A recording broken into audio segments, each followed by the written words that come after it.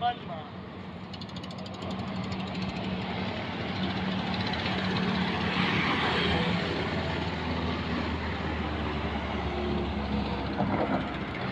time check 5:57 mga kabugjack. So nag-start ta kaniya mga alas 4. So medyo madilim pa. Dito tayo sa mahabang tulay sa Coastal Road, mahaba. Maraming tao doon sa babaw.